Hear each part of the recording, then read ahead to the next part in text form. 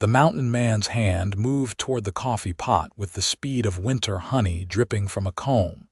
And still the girl flinched so hard, she nearly upset her chair in the dusty trading post outside Truth or Consequences, New Mexico, in the blazing summer of 1878. Violet Langston froze mid-reach, his calloused fingers still 6 inches from the battered tin pot. Watching the young woman's eyes go wide with that animal panic he had seen too many times in creatures that had known cruelty.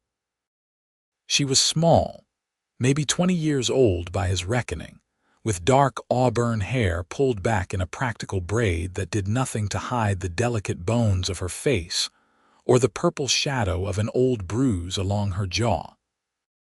Her dress was faded calico, mended in so many places it looked like a patchwork quilt, and her hands trembled as she gripped the edge of the rough wooden table between them.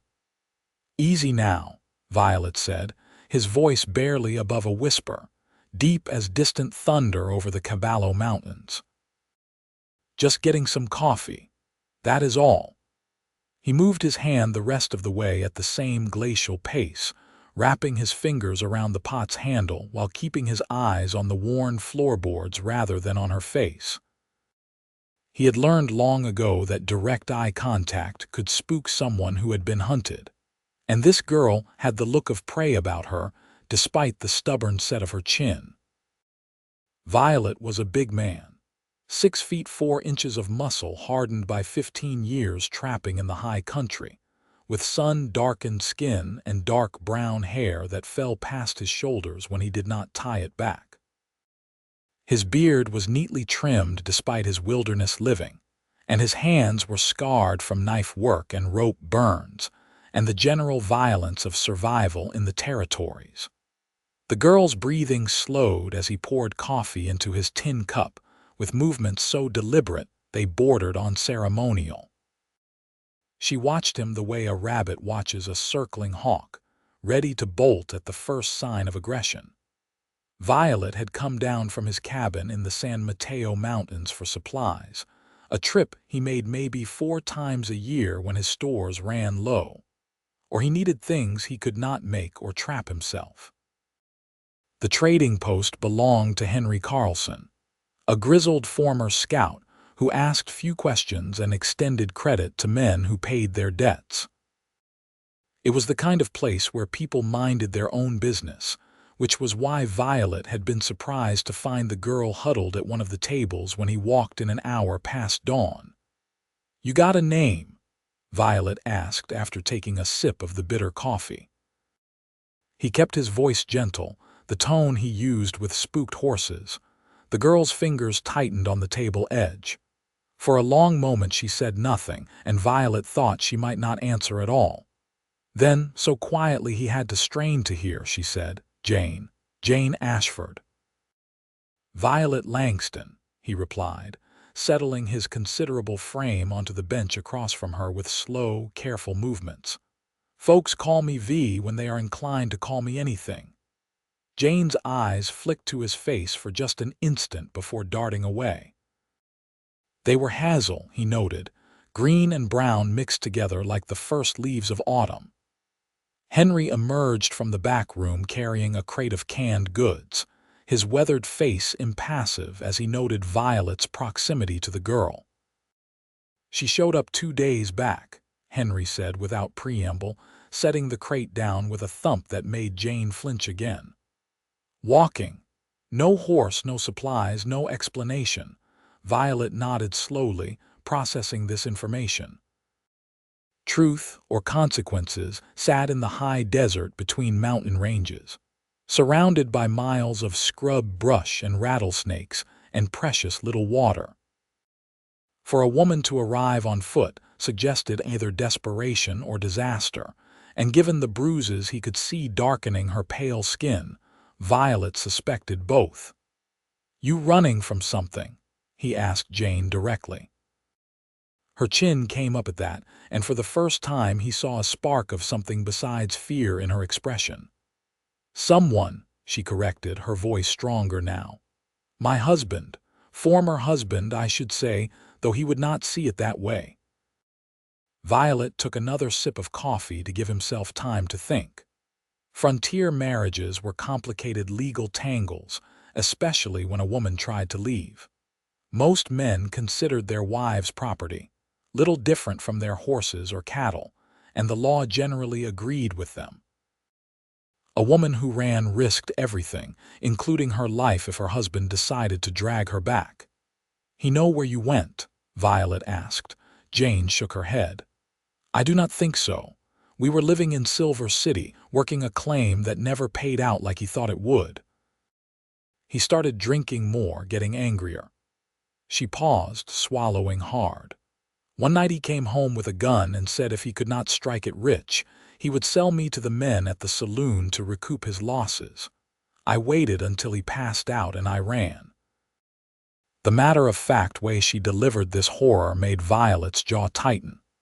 He had seen plenty of cruelty in his years on the frontier, but the casual brutality some men inflicted on their women never ceased to kindle rage in his chest. He took a slow breath, forcing his hands to remain loose around his coffee cup rather than clenching into fists that might frighten her. "Silver City is what, 150 miles northwest?" Henry said, stroking his graying beard. "You walked that, most of it," Jane admitted. "I caught a ride with a freight wagon for maybe 20 miles, but the driver got ideas about payment that did not involve money, so I jumped off when he stopped to water his mules. After that, I just kept moving. Found a creek and followed it, figured water would lead me to people eventually." Violet studied her across the table, noting the dust ground into her dress, the way her boots were worn nearly through at the soles, the sunburn across her nose and cheeks. She had walked through some of the harshest country in the New Mexico territory, with nothing but determination and fear driving her forward. That took a kind of strength most men did not possess, even if her body still bore the evidence of trauma that made her jump at shadows. "You got people anywhere?" Violet asked. "Family who might take you in?" Jane's expression shuddered. "No, my parents died of fever when I was 16. That is when I met Martin, my husband. He seemed kind at first, offered to marry me so I would not end up in a workhouse or worse. I thought I was lucky." The bitterness in her voice could have stripped paint. "Turned out I just traded one kind of prison for another." Henry cleared his throat. "She has been helping me around the post, earning her keep, but I cannot keep her on permanent. I barely make enough to feed myself most months." Violet understood what Henry was not saying. The trading post could offer temporary shelter, but Jane needed a long-term solution. She needed somewhere safe, somewhere her husband would not think to look even if he came searching. The problem was that safe places for women alone were scarce as snow in August out in the territories. Most towns had more men than they knew what to do with, and a woman without protection was subject to every kind of unwanted attention. "I can work," Jane said, lifting her chin in defiance of whatever pity she thought she saw in Violet's face. "I can cook, clean, mend, garden. I am not afraid of hard labor. I just need somewhere he will not find me."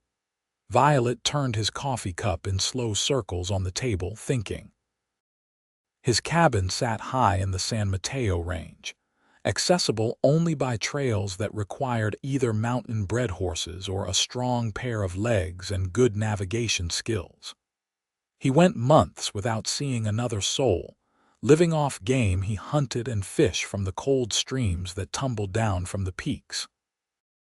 It was isolated, hard living, but it was also about as safe as a person could get from the rest of the world.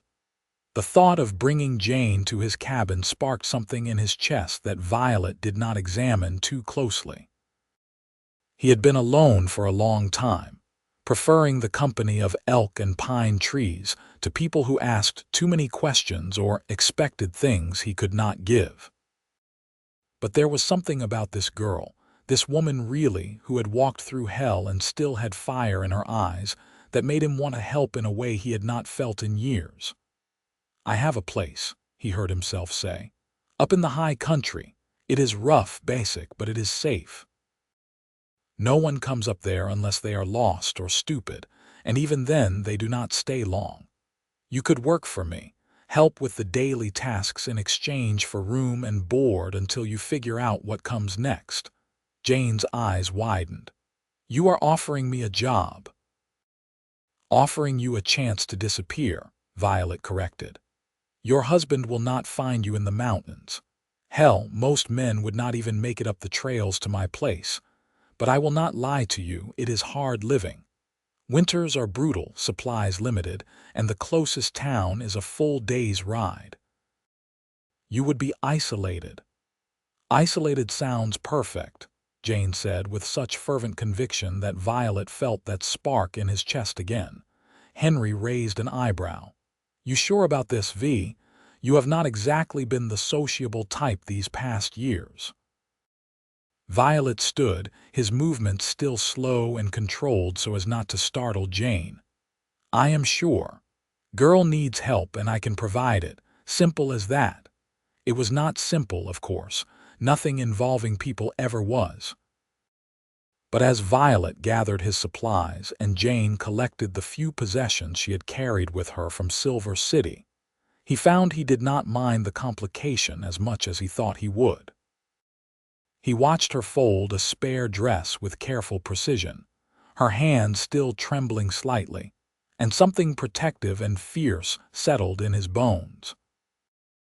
They left the trading post an hour later, Jane perched on the back of Violet's massive buckskin gelding while Violet walked alongside leading his pack mule. He had offered her the saddle, but she had insisted she was fine riding behind, and he had not pushed. Pushing, he suspected, would only make her skittish again. Instead, he kept his pace steady and even, stopping frequently to let Jane drink from his canteen or rest in whatever shade they could find. The terrain grew rougher as they climbed into the foothills, the desert scrub giving way to juniper and pinyon pine. The sun beat down mercilessly, but Violet kept them moving through the worst heat, knowing they needed to make a certain spring before nightfall or risk going without water. He watched Jane from the corner of his eye, noting how she sat straight back despite obvious exhaustion, her eyes scanning the landscape with a wariness that never fully faded. "You do this often?" Jane asked as they paused beside a twisted juniper. "Rescue women from trading posts?" Violet glanced back at her, surprised by the hint of humor in her voice. "First time," he admitted. "I generally avoid people as a rule." "Then why help me?" He considered the question as he checked the mule's load. "Because you needed help," he said finally. "And because I have seen what happens to women with nowhere to go. Seemed like I could do something about it this time."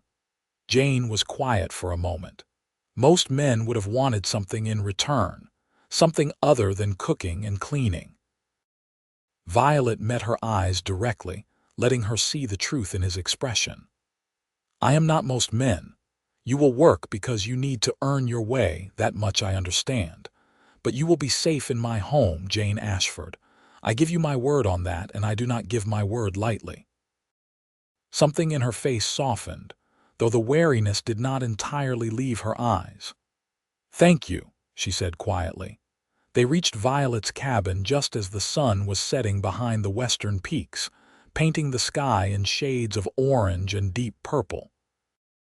The structure sat in a small clearing surrounded by ponderosa pines, built from logs Violet had cut and hewn himself. It was single-roomed but solid, with a stone chimney at one end and a small porch where he often sat watching the stars. A creek bubbled past about 50 yards away, and there was a rough lean-to for his horse and mule. Jane slid down from the buckskin with a wince that suggested her legs were cramping. Violet pretended not to notice as he began unloading supplies, giving her space to steady herself. He watched her take in the cabin, the clearing, the dense forest that pressed in from all sides. Up here the air was cooler, scented with pine sap and the green smell of growing things. It was a different world from the desert below. "It is not much," Violet said, suddenly seeing his home through her eyes and finding it wanting. "It is wonderful," Jane said, and she sounded like she meant it. "I have not felt safe in so long I almost forgot what it was like. This place feels safe." Violet nodded, pleased despite himself. He showed her inside, lighting the oil lamps that pushed back the gathering darkness. The cabin's interior was spare but clean, with a bed built into one corner, a table and 2 chairs he had made himself, shelves holding his few books and supplies, and the big stone fireplace that would keep them from freezing when winter came. He watched Jane take it all in, her expression unreadable. "You can have the bed," Violet said. "I will make a pallet by the fire." Jane turned to him, protest clear on her face. "I cannot take your bed. This is your home." "And you are my guest," Violet countered. "Besides, I sleep better near the fire most nights anyway. Habit from years of camping rough." He did not mention that the real reason he wanted her to have the bed was because it was in the corner, away from the door and windows, a defensible position for someone who startled at sudden movements.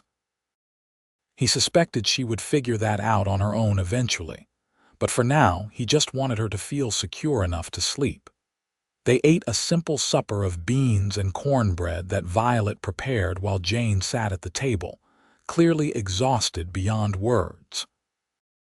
He moved around the small space with the same deliberate slowness he had shown all day, telegraphing every motion so she always knew where he was and what he was doing. By the time they finished eating, Jane's eyes were drooping despite her obvious attempts to stay alert. "Get some rest," Violet said gently. "Tomorrow will come early enough." Jane nodded, making her way to the bed. She sat on the edge, unlacing her worn boots, and Violet busied himself cleaning their dishes to give her privacy. He heard the ropes creak as she lay down, heard her breathing eventually slow into the rhythm of sleep. Only then did he allow himself to relax, building up the fire and spreading his bedroll on the floor. He lay awake long after the lamps were extinguished, listening to Jane's soft breathing and the night sounds of the forest outside. An owl called from somewhere nearby, and the creek sang its endless song over smooth stones. Violet wondered what he had gotten himself into, bringing this frightened woman to his mountain sanctuary. He wondered if her husband would come looking, and what he would do if the man showed up at his door. He wondered how long Jane would stay, and why the thought of her leaving already created a hollow feeling in his chest. But mostly he listened to her breathe, glad that for tonight at least she could sleep without fear. The first weeks passed in a cautious dance of proximity and distance. Violet fell back into the routines that had governed his solitary existence, but now every action was measured against Jane's presence. He rose before dawn to check his trap lines, moving quietly so as not to wake her, and returned to find her already up with coffee made and whatever breakfast she had assembled from his limited stores. She cleaned without being asked, mended his worn shirts and socks, organized his supplies with an efficiency that spoke of years managing a household. But she still flinched, a pot falling, his shadow crossing hers unexpectedly, the crack of a breaking branch outside. Each time Violet made a conscious effort to slow his movements even more, to speak before entering a room, to make noise as he approached, so she always knew he was coming. It became second nature, this careful choreography of consideration. "You do not have to do that," Jane said one morning about 3 weeks into her stay. They were working in the small garden plot Violet maintained, her hands deep in the earth pulling weeds while he repaired the fence that kept deer from eating his vegetables. "Do what?" Violet asked, though he knew exactly what she meant. Move like you are trying not to spook a wild animal. I know I am ridiculous, jumping at every little thing. You do not have to accommodate my foolishness." Violet set down the post he was holding and turned to face her, though he kept several feet of distance between them. "It is not foolishness. It is survival. Your body learned to watch for danger because danger was real. That does not go away just because the threat is gone." Jane sat back on her heels, smudging dirt across her forehead as she pushed back a stray strand of hair. "How do you know so much about it?" "I had a sister," Violet said quietly. It was a truth he rarely spoke aloud. "Lily. She married young to a man my parents thought was respectable. Turned out he had a mean streak wider than the Rio Grande. By the time we figured it out, she was too scared to leave. I watched her flinch every time he moved too fast, saw her make herself smaller and quieter, trying not to set him off." "What happened to her?" Jane asked softly. Violet's jaw tightened. "She died in childbirth when she was 22, the baby too. I have always wondered if she fought as hard as she could to live, or if part of her welcomed the escape." He picked up the post again, driving it into the ground with more force than necessary. "I swore after that I would never ignore it when I saw a woman in trouble. So no, Jane, I will not stop moving carefully around you. You have earned the right to feel safe, and if I can give you that, I will." Jane was quiet for a long time, her hands stilling in the soil. When Violet glanced over, he saw tears tracking through the dirt on her cheeks. She did not bother wiping them away. "No one has ever cared about that before," she said. "About whether I felt safe. Martin used to say I was too sensitive, that I needed to toughen up. Before him, I was just trying to survive after my parents died. Safety was never even a consideration." Violet moved closer slowly until he was near enough to crouch down at the edge of the garden. "You are safe here," he said, his deep voice carrying absolute conviction. "I cannot change what happened to you before, but I can promise you that here, in this place, no one will hurt you, including me." Jane met his eyes, and Violet saw something shift in her expression. The wariness was still there, probably would be for a long time, but beneath it was a fragile thread of trust beginning to take root. "I believe you," she whispered. As summer deepened into its full heat, even high in the mountains, Violet found himself noticing things about Jane he had not expected to see. The way she hummed quietly while cooking, old songs that might have been from her childhood. The careful attention she paid to small beauties, a wildflower blooming beside the creek, the pattern of light through the pines. Her unexpected sense of humor, dry and sharp when something struck her as absurd. The intelligence in her eyes when he explained about the animals whose tracks they found, the weather patterns that dictated life in the high country, the stars that wheeled overhead on clear nights. She was learning too. He taught her to shoot, starting with a small rifle, showing her how to hold it, how to breathe, how to let the shot surprise her rather than anticipating the recoil. The first few times she tried, her hands shook too badly to hit anything.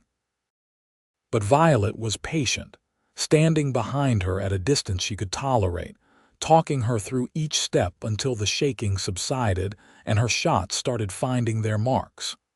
"Why are you teaching me this?"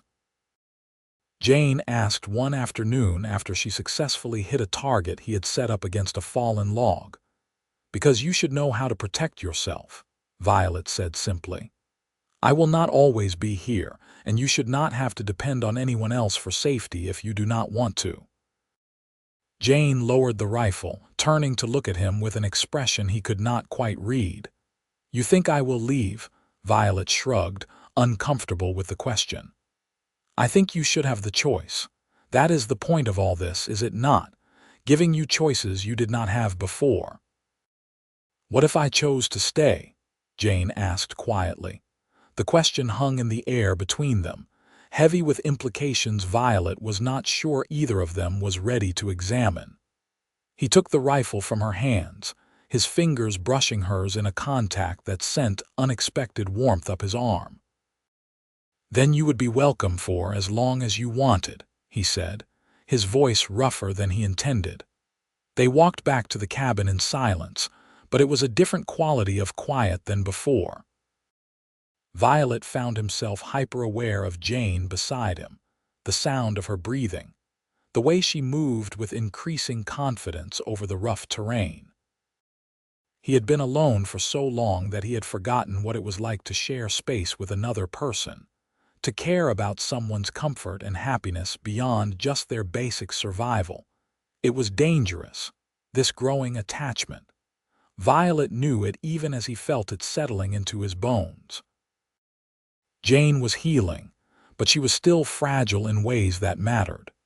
She still had nightmares that woke her gasping in the dark, still could not bear to be touched unexpectedly, still sometimes got a distant look in her eyes like she was somewhere else entirely. He had no business developing feelings for a woman who was just beginning to put herself back together, but knowing something was dangerous had never stopped Violet from walking into it anyway. The crisis came on a Tuesday afternoon in late August. Violet had been checking his farthest trap line, a good 3 hours from the cabin, when he heard the sound of horses approaching from down the mountain. Visitors were rare enough to be noteworthy, and the way these riders were moving, fast and without the caution that rough terrain demanded, set his instincts on edge. He moved through the forest like smoke, using skills learned from Ute hunters during his early years in the mountains. From a vantage point above the trail, he counted 3 men on horseback, all armed, all with the hard-eyed look of those comfortable with violence. They were asking questions of each other, arguing about direction, and Violet's blood went cold when he heard what they were saying. "She has to be around here somewhere. That trader said a mountain man took her, and there are not that many cabins this far up. If Martin was not paying so well, I would say she is not worth the trouble. Woman probably died of exposure weeks ago. He does not want to hear that. He wants his property back, says he has plans for her that will make him good money." Violet's hands clenched on the rifle he carried. So Jane's husband had not given up the search. He had hired men to track her, to drag her back to whatever hell he had planned. Violet thought of Jane back at the cabin, probably tending the garden or preparing supper, unaware that her past was climbing the mountain toward her. He moved faster than caution should have allowed, taking a shortcut that involved more cliff face than trail, driven by the need to reach Jane before these men did. His mind raced through options. He could hide her, but they would search thoroughly. He could try to mislead them, but they seemed determined. He could fight 3 against 1, and while Violet liked his chances with a rifle in familiar territory, bullets did not care about confidence. He burst into the clearing at a run, startling Jane, who was indeed working in the garden. She looked up at his approach, and whatever she saw in his face made her go pale. "What is wrong? Men coming," Violet said shortly, already moving toward the cabin. "3 of them looking for you. Your husband sent them." He watched the color drain completely from Jane's face, saw her hands start to shake. But beneath the fear, he saw something else, a steely determination that had kept her alive through her long walk from Silver City. "What do we do?" she asked, following him inside. Violet grabbed his heavy rifle, the one he used for elk, and began loading it with practiced efficiency. "I am going to send them away. But Jane, I need you to trust me. Can you do that?" She nodded, her jaw set despite the terror in her eyes. "Get in the back corner," Violet instructed. "Behind the bed. There is a loose board in the floor there. It lifts up. Underneath is a space I use for storing valuables.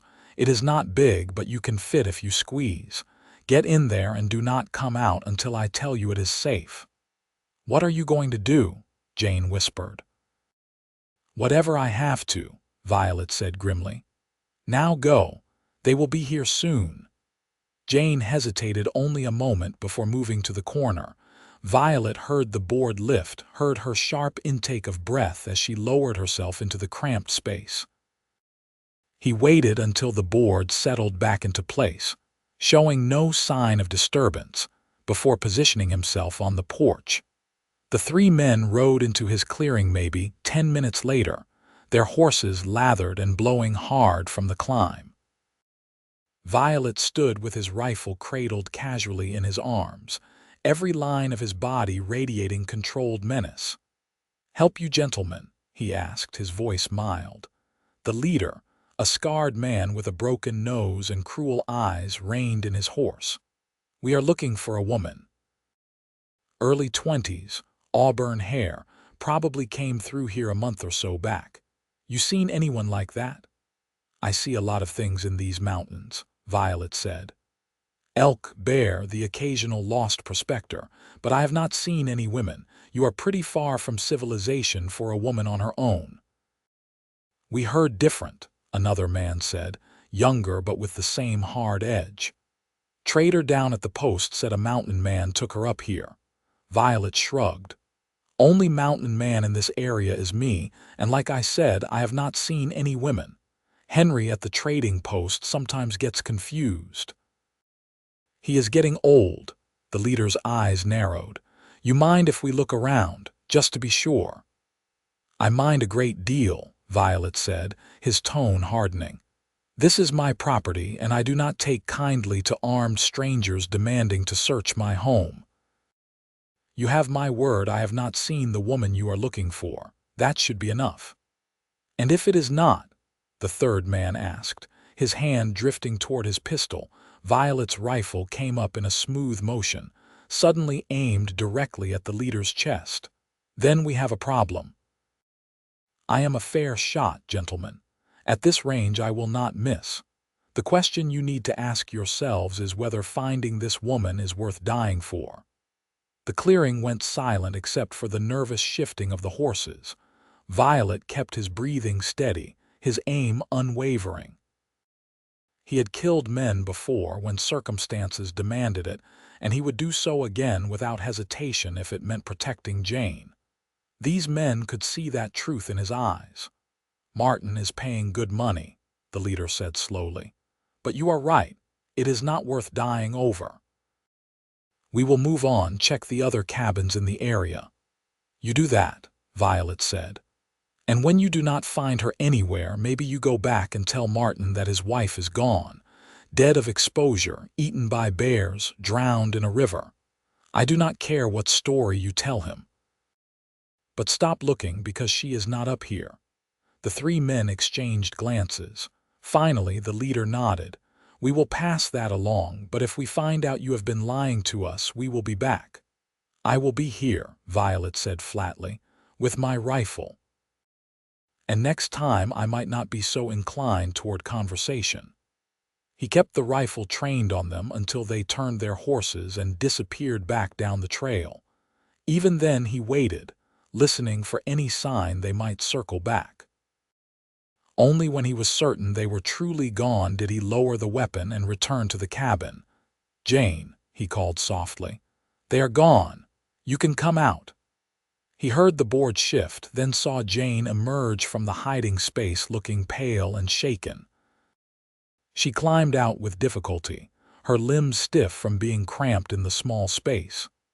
Without thinking, Violet reached out to steady her, and for the first time since she had arrived, Jane did not flinch away from his touch. Instead, she grabbed his arm, her fingers digging in with desperate strength. "They will come back," she said, her voice shaking. "When they report to Martin that they did not find me, he will send more men. He does not give up, Violet. I know him. He will keep looking until he finds me or until I am dead." Violet set the rifle aside and turned to face her fully. His hands hovered near her shoulders, not quite touching, asking permission.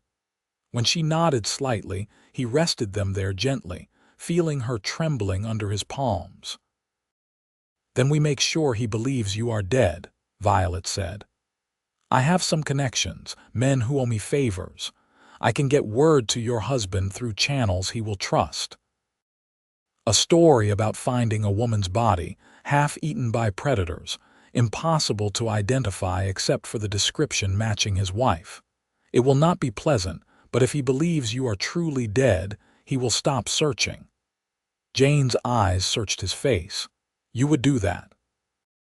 Lie, create a false trail just to keep me safe. I would do more than that, Violet said quietly. I would do whatever it takes. Something shifted in the air between them, a charge like the moment before lightning strikes. Jane's hands came up to rest against Violet's chest, and he went very still, afraid to move and break whatever fragile trust was building. Why? Jane whispered. Why do you care so much? Violet took a slow breath, knowing his next words would change everything. Because somewhere in the last few months, you stopped being just someone who needed help. You became important to me, Jane. More important than I have any right to claim given the circumstances, but I cannot help it. When I thought those men might take you, might hurt you, I knew I would kill them before I let that happen. And I knew that was not just about doing the right thing anymore. Jane's eyes filled with tears, but she did not look away. I am broken, she said. I jump at shadows. I wake up screaming from nightmares. I cannot even let people touch me without panicking. You deserve someone whole, not whatever I have become. You are not broken, Violet said fiercely. You are healing. And you are the bravest, strongest person I have ever met. You walked 150 miles through hostile territory to save yourself. You rebuilt your life from nothing. You learned to shoot, to laugh again, to feel safe. That is not broken, Jane. That is extraordinary. A tear slipped down her cheek and Violet raised one hand slowly, telegraphing the movement to brush it away with his thumb. Jane leaned into the touch, her eyes closing. I am afraid, she whispered. What if I can never be normal again? What if I can never be the kind of woman who can love someone properly? You already are, Violet said. You think I have not noticed how you make sure my coffee is ready in the morning, how you mended my clothes and organized my supplies, how you laugh at my terrible jokes and listen when I talk about things that interest no one else. That is love, Jane. The quiet, daily kind that builds a life. And if you never want more than that, if you never want to be touched beyond what you can tolerate, it does not matter. I would rather have you here, whole and safe and happy, than have anything else in this world. Jane opened her eyes, and Violet saw wonder there beneath the tears. You really mean that? Every word. She studied his face for a long moment, and Violet let her look, hiding nothing. He knew what she would see. A scarred mountain man with more muscle than social grace, rough around every edge but utterly sincere in his devotion. Whatever she found must have satisfied her, because she stepped closer, closing the small distance between them until her body was pressed against his. I want to try something, Jane said quietly. But I need you to stay very still. Can you do that? I can do that, Violet promised. Jane raised up on her toes, her hands still resting on his chest, and pressed her lips to his in the softest, most tentative kiss Violet had ever experienced. He kept his promise, staying absolutely motionless except for the gentle pressure of returning her kiss, letting her control every aspect of the contact. It lasted only a few seconds before Jane pulled back, her eyes wide. I did it, she breathed. I kissed you and I did not panic. Violet's hands were still on her shoulders, gentle as falling leaves. How do you feel? Safe, Jane said, wonder coloring her voice. For the first time in my life, I kissed someone and I felt completely safe. Violet pulled her into his arms then, slowly enough that she could have pulled away if she wanted. But she came willingly, tucking her head under his chin. They stood like that as the light faded outside, holding each other in the quiet cabin, and Violet felt something settle in his chest that he had not even realized was restless. The next weeks were a delicate negotiation of new boundaries and possibilities. Violet sent word through his contacts, spinning the story of a woman's body found mauled in a box canyon, and received confirmation that Martin Ashford had accepted the news of his wife's death with more relief than grief. Apparently his gambling debts had been mounting, and her death meant he could collect on a small insurance policy he had taken out. The news made Violet's jaw clench with rage, but Jane just looked tired. "At least he will stop looking," she said. "That is what matters." With the threat removed, something relaxed in Jane. She still flinched sometimes, still had bad nights when old memories surfaced, but the constant tension that had defined her began to ease. She smiled more, laughed at Violet's dry observations about the wildlife, and began to explore the physical affection she had been denied for so long. It started small. Her hand finding his across the table at dinner, sitting close enough that their shoulders touched while they watched the sunset. Leaning against him while he read aloud from one of his few books. Each contact was Jane's choice, initiated at her pace, and Violet was endlessly patient, grateful for whatever she felt comfortable giving. "You can tell me no," Jane said one evening as they sat by the fire. Summer was fading toward autumn, and the nights were getting cold enough to justify building up the flames. "If I ask for something you do not want, you can say no." Violet looked over at her, puzzled. "Why would I say no to something you want?" "Because you have needs too," Jane said, her cheeks flushing. "Physical needs. And I do not know if I can give you everything a man might want from a woman. It would not be fair to trap you in something where you felt like you were always sacrificing." Violet set down the stick he had been whittling and turned to face her fully. "Jane, I spent 15 years alone in these mountains and never once felt like I was missing anything. Now you are here, and every day is better than the last. If all we ever do is hold hands and talk by the fire, I would count myself the luckiest man alive. Do not assume you know what I need. I will tell you if there is something I want that you are not ready for, and you can trust I will be honest about it." Jane's eyes were bright with unshed tears. "How are you so patient?" "Because you are worth the patience," Violet said simply. "And because rushing things never made them better." She moved then, crossing the small space between their chairs to settle into his lap. Violet's arms came around her automatically, cradling her against his chest.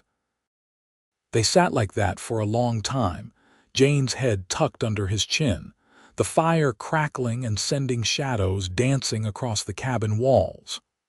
"I think I am falling in love with you," Jane whispered against his shirt. "I am terrified, and it might take me forever to be ready for everything that could mean, but I think that is what this is." Violet pressed a kiss to the top of her head, feeling his heart expand in his chest. "I know I am already in love with you," he said. "Have been for weeks, maybe longer. And I am not going anywhere, Jane. We have all the time in the world." Autumn painted the mountains in gold and crimson, and Jane flourished in the changing season. She helped Violet prepare for winter, learning to preserve meat and vegetables, to stack firewood, to read the signs that predicted when the first snow would fall. They worked side by side in comfortable companionship, and at night they curled together in the bed that had become theirs, talking until sleep claimed them. Jane's nightmares grew less frequent, though they never disappeared entirely. When she woke gasping in the dark, Violet was there, talking her through the panic, reminding her where she was and that she was safe. She learned to trust his presence, to let his steady calm anchor her back to reality. "I want to try more," Jane said one crisp October afternoon. They were by the creek, washing clothes in the cold water, and her words seemed to hang in the mountain air. Violet looked at her carefully. More of what? Jane's cheeks flushed, but she met his eyes steadily. Physical intimacy. I want to try being with you the way a wife is with a husband. I do not know if I can manage it without panicking, but I want to try. Violet's first instinct was to tell her there was no rush, that they could wait as long as she needed. But he saw the determination in her face, the need to reclaim this part of herself that had been stolen by cruelty and fear. So instead he nodded slowly. We go at your pace, he said, and you can stop me at any time for any reason and I will not be upset. Understand? I understand, Jane said. That night they took their time, Violet following Jane's lead through every tentative exploration. She trembled at first, old fears rising despite her conscious desire to push through them. But Violet moved with the same careful patience he had shown since the day they met, attuned to every hitch in her breathing, every tension in her muscles. When she asked him to stop, he stopped immediately, holding her until the panic subsided. When she was ready to continue, he waited for her signal. It was not perfect. Jane cried partway through, overwhelmed by the difference between what she had known with her husband and what she was experiencing with Violet.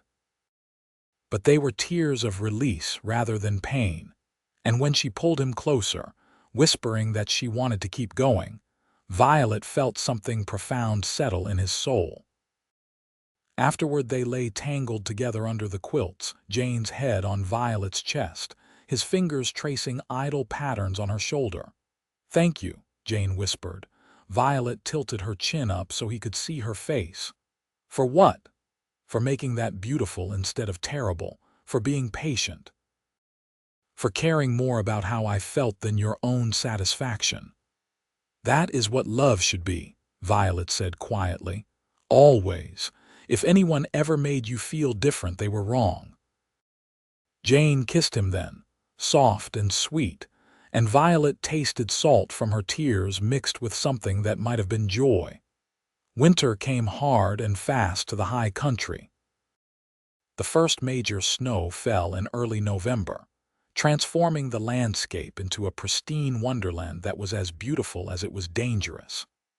Violet and Jane settled into the rhythm of winter living, their days defined by the work of survival and their nights by the growing intimacy between them. Jane learned to read Violet's moods, to know when he needed space to work through whatever thoughts occupied his sharp mind, and when he wanted company. Violet learned the subtle signs of Jane's anxiety, the tells that meant she was having a difficult day even if she did not say so. They developed a language that needed few words, a partnership built on attention and care. Do you ever miss living among people? Jane asked one evening as they played cards by the fire. Outside, wind howled through the pines, but inside the cabin was warm and secure. Violet considered the question. Sometimes I miss having easy access to supplies, he admitted, and I would not mind a good whiskey now and then. But people? No, most people I have known were either cruel or indifferent, and I never saw much value in either. Present company excluded, of course. Jane smiled. Of course, but you must have had friends, family beyond your sister. My parents were good people, Violet said.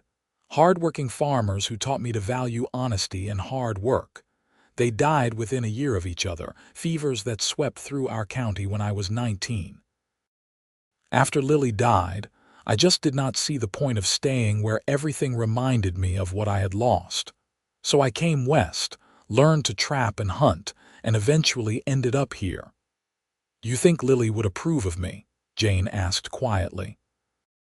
Violet looked at her across the table, this woman who had walked through fire and come out the other side, who laughed at his jokes and challenged his assumptions and fit into his life like she had always been meant to be there. I think Lily would have loved you, he said honestly. And I think she would be grateful that I found someone who understands what she went through, who survived when she could not. Jane's eyes glistened. I wish I could have met her. So do I, Violet said. The winter deepened, and with it so did their bond. Jane began to talk about the future in concrete terms, making plans for the garden she would plant in spring, the improvements she thought they could make to the cabin. Violet listened and contributed ideas, his heart expanding with every assumption that she would still be there when the snow melted. "Marry me," Violet said one January afternoon.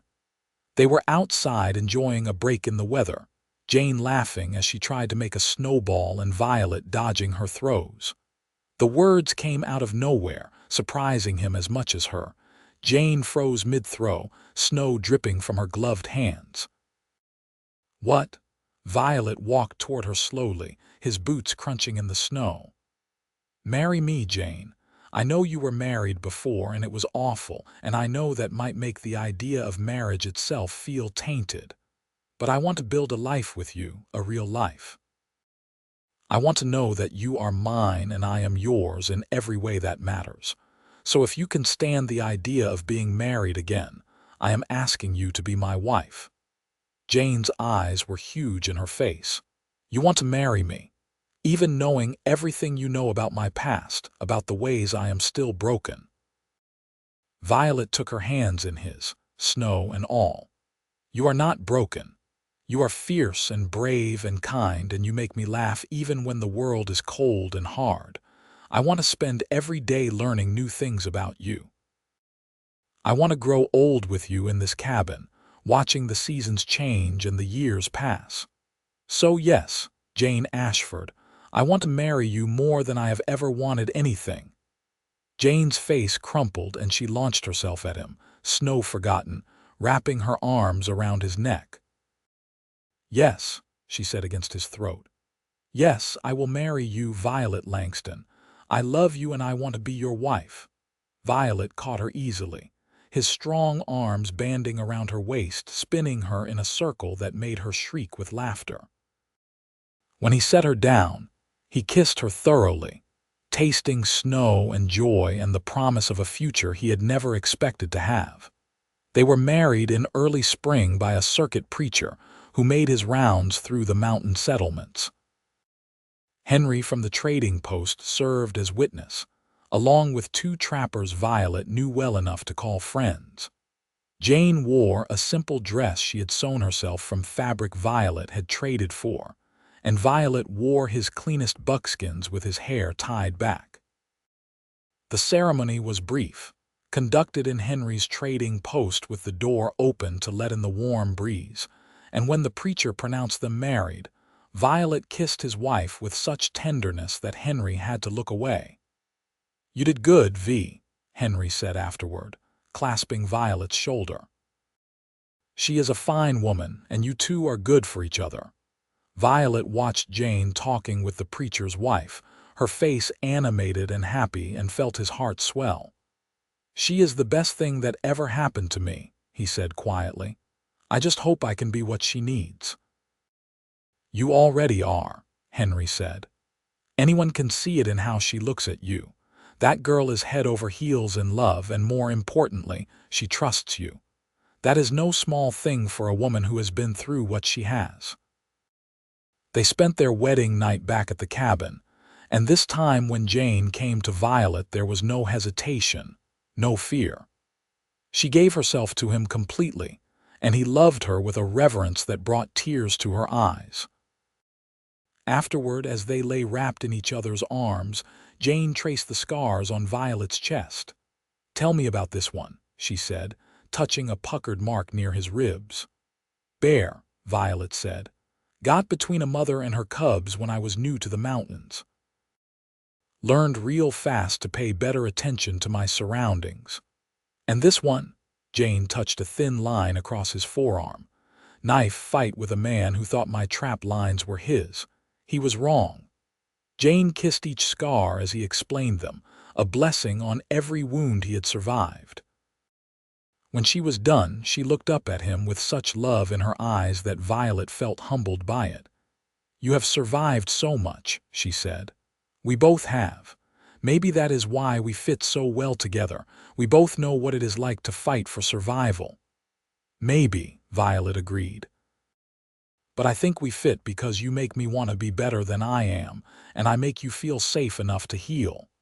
That is a rare thing, Jane. That is worth protecting. Then we will protect it, Jane said firmly. We will protect each other in this life we are building. Nothing will take it from us. Violet pulled her closer, breathing in the scent of her hair, and believed her. The years that followed were the best of Violet's life. Jane bloomed in the mountain sanctuary, growing stronger and more confident with each passing season. Her flinching became less frequent, appearing only when she was truly startled or during the occasional nightmare. She learned to hunt alongside Violet, to read the weather and the land, to move through the wilderness with confidence. Together they expanded the cabin, adding a second room and a proper porch, and Violet built Jane a larger garden plot that produced more vegetables than they could eat themselves. They sold the surplus at the trading post, along with furs from Violet's trap lines, and used the money to buy small luxuries. Books for Jane, who had a voracious appetite for reading. Better tools for Violet, fabric and sewing supplies. Coffee and sugar, and occasionally a bottle of whiskey they would share on cold winter nights. But the greatest change came 2 years into their marriage when Jane discovered she was pregnant. Violet watched her face cycle through fear, wonder, and finally joy as she processed the news. "I am terrified," she admitted as they sat together by the creek. It was summer again, the air thick with the scent of pine and wildflowers. What if I am not a good mother? What if the baby brings back memories of everything Martin did, everything I survived? Violet took her hands, his thumbs rubbing gentle circles on her palms. "You will be an amazing mother because you know what it is like to be hurt, and you will never let that happen to our child. And I will be right there with you, every step of the way. We will figure it out together, just like we have figured out everything else." Jane leaned into him, resting her head on his shoulder. "We are going to have a baby, a real family." "We already are a family," Violet corrected gently. "The baby just makes it bigger." The pregnancy was difficult at times. Jane struggled with sickness in the early months, and as she grew larger, the physical demands of mountain living became harder to manage. Violet took over more of the daily tasks, insisting Jane rest when she needed to, and he watched her like a hawk for any sign of distress. "I am pregnant, not dying," Jane protested when he tried to stop her from carrying water from the creek. "I know that," Violet said. "But I also know that childbirth is dangerous, and I will not take any chances with your health or the baby's. So humor me and let me do the heavy lifting." Jane rolled her eyes, but she let him carry the water. Their son was born on a cold February morning with snow falling softly outside the cabin. Violet delivered the baby himself, having no other choice with the nearest doctor, a full day's ride away, even in good weather. He had studied what books he could find on the subject, and had helped birth enough foals and calves to have some idea of the process. But nothing prepared him for the terror of watching Jane labor for hours, her face twisted with pain.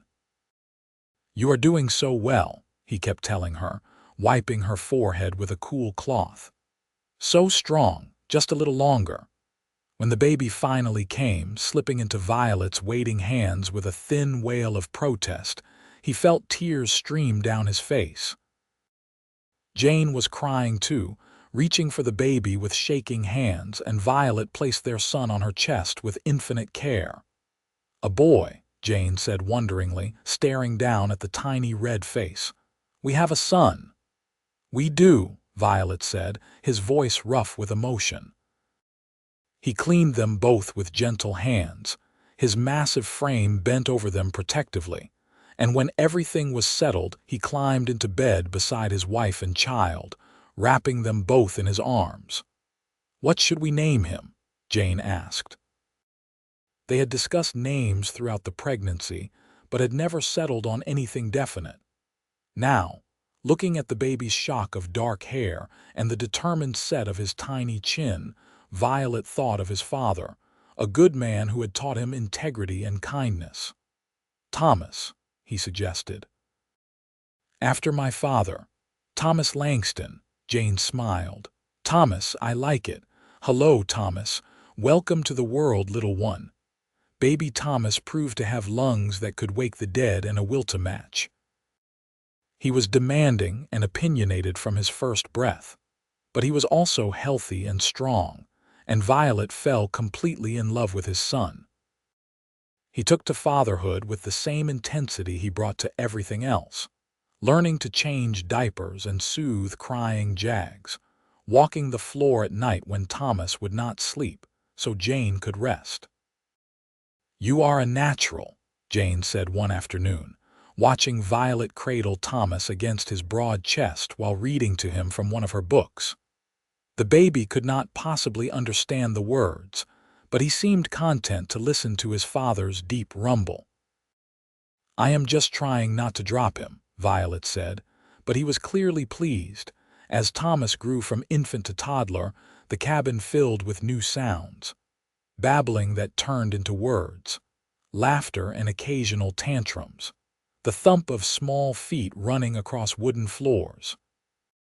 Jane seemed to shed the last of her trauma in motherhood, finding strength she had not known she possessed.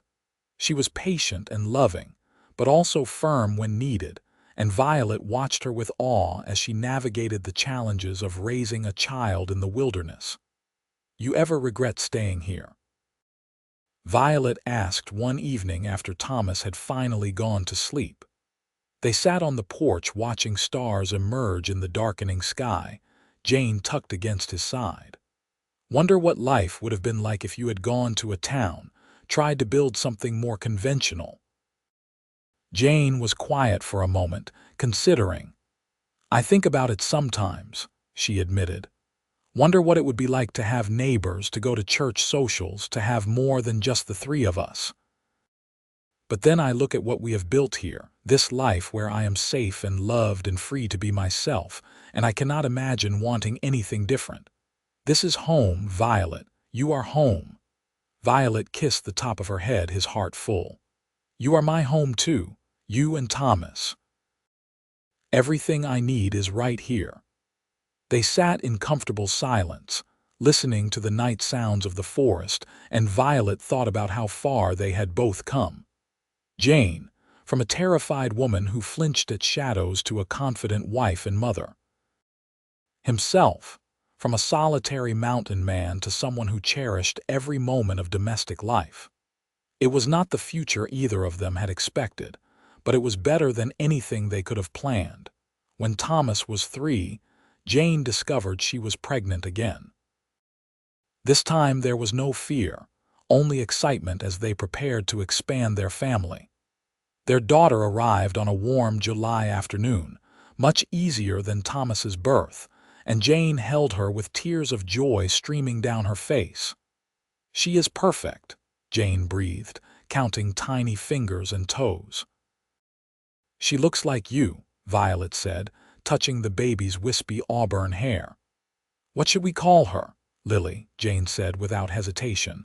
After your sister, so her memory lives on in someone who will know only love and safety. Violet's eyes burned with unshed tears. Jane, she deserves to be remembered, Jane said firmly.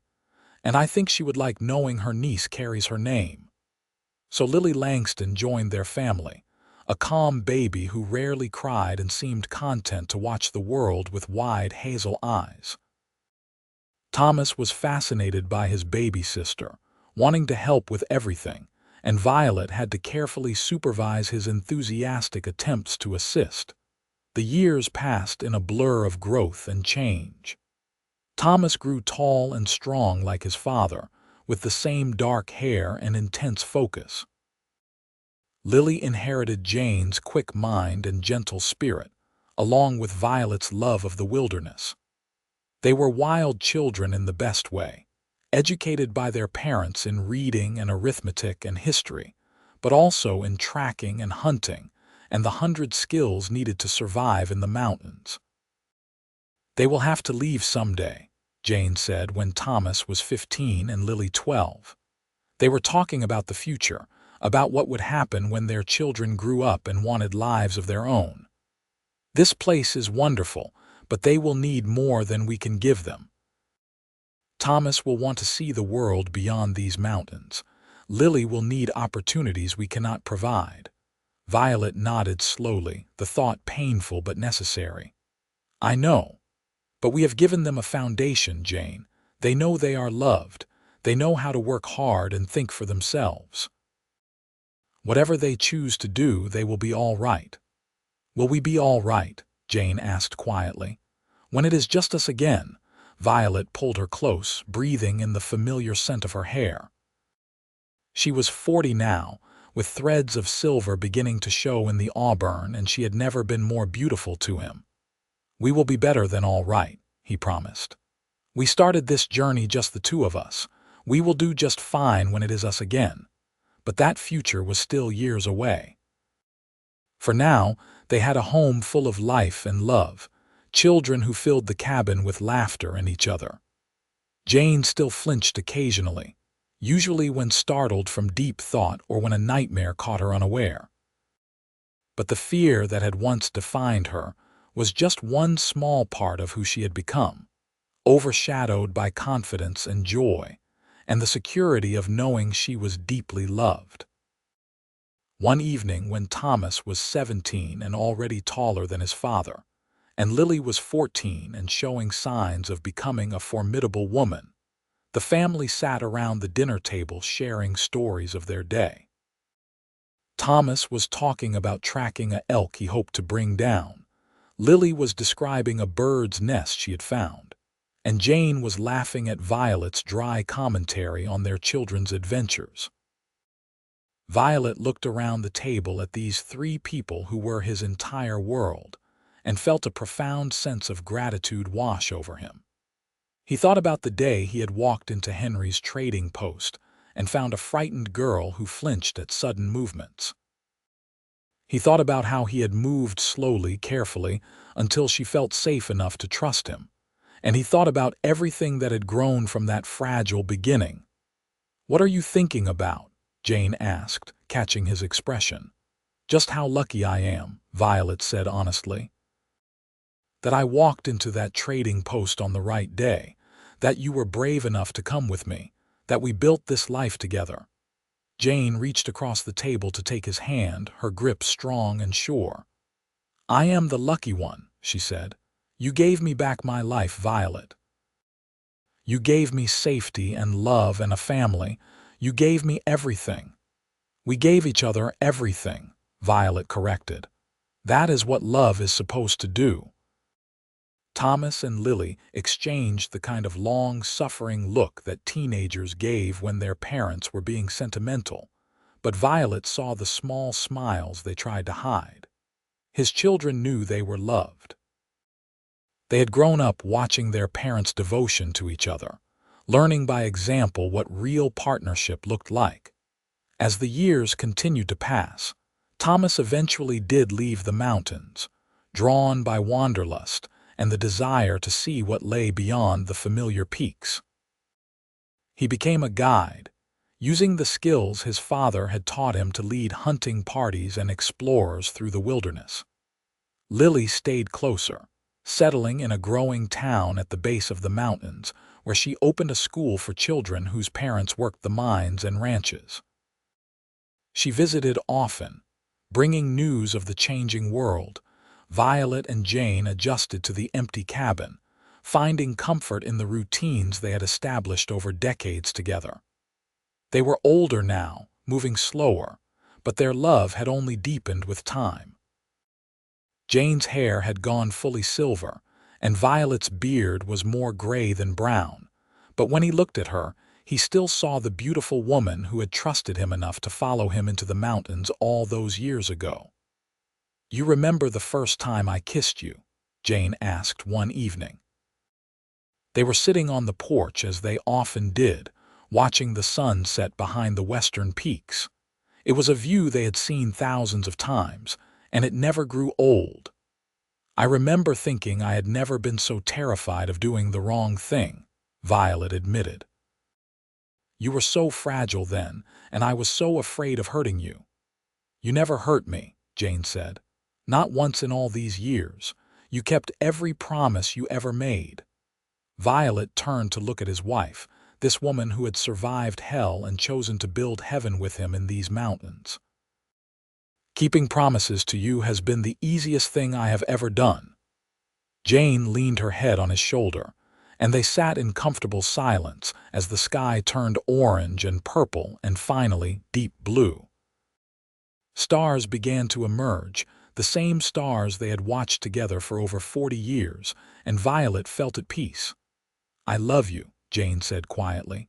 I will love you until my last breath and beyond. I love you too, Violet replied, pressing a kiss to her silver hair. Always have, always will. They continued living in their mountain sanctuary, visited regularly by their children and eventually grandchildren who ran wild through the forest the way Thomas and Lily once had. Violet taught his grandsons to track and hunt, while Jane taught her granddaughters to read and garden and think for themselves. They told stories of the old days, when the West was wilder and life was harder, and their family listened with fascination. When Violet was 72, his heart gave out one warm summer afternoon while he was checking his trap lines. He had time to sit down under a familiar pine tree, time to think about Jane and their children and the life they had built, time to feel grateful for every moment he had been given. They found him there hours later, peaceful in death as he had rarely been in life, and Jane held his hand one last time and told him she would see him soon. She lived another 5 years, staying in the cabin Violet had built because leaving felt like abandoning him.